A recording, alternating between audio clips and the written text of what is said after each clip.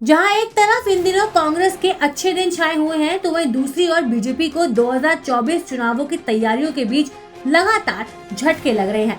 दरअसल गुजरात में बीजेपी के मंत्रियों ने बैक टू बैक इस्तीफा दे दिया है। गुजरात बीजेपी के प्रदेश महामंत्री प्रदीप सिंह वाघेला ने अपने पद से इस्तीफा दे दिया है। जी हाँ, गुजरात बीजेपी के सबसे ताकतवर महामंत्री कहे जाने वाले प्रदीप ने अपने पद से इस्तीफा दे दिया है। बता दें कि गुजरात में संगठन और सत्ता के शक्ति केंद्र कमलम की जिम्मेदारी भी प्रदीप के ही कंधों पर थी। छात्र जीवन से राजनीति में आए प्रदीप के इस्तीफे की पुष्टि पार्टी नेताओं ने भी कर दी है। तो वही मीडिया रिपोर्ट्स के अनुसार प्रदीप ने खुद भी अपने पद से इस्तीफा दिए जाने की पुष्टि की है। उन्होंने कहा है कि वो जल्द ही इस अग्नि परीक्षा से निकल कर आएंगे और कुछ दिनों में ही सब कुछ ठीक हो जाएगा। हालांकि प्रदीप की विदाई के पीछे कई तरह की चर्चाएं हो रही है। चर्चा है कि एक जमीन सौदे में नाम आने के बाद उन्हें इस्तीफा देने के लिए कहा गया था। इसकी जांच गुजरात पुलिस की SOG कर रही है। हालांकि यहाँ हैरानी की बात यह है कि गुजरात में पिछले 4 महीने में दूसरे महामंत्री का ये इस्तीफा हुआ है। ऐसे में पार्टी के अंदर राजनीति गर्मा गई है। साथ ही बीजेपी के प्रदेश महामंत्री प्रदीप सिंह वाघेला के बाद वडोदरा शहर बीजेपी में महामंत्री सुनील सोलंकी ने भी इस्तीफा दे दिया है।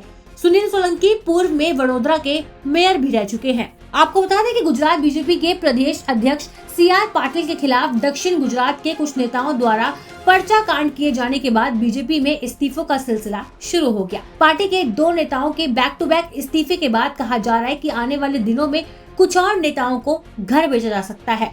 जहां प्रदीप का नाम एक जमीनी सौदे में आने की चर्चा है, तो वहीं वडोदरा के पावरफुल महामंत्री और पूर्व मेयर सुनील सोलंकी की विदाई में एक पूर्व मेयर और केंद्रीय राजनीति में सक्रिय एक ताकतवर महिला की भूमिका की बात सामने आ रही है।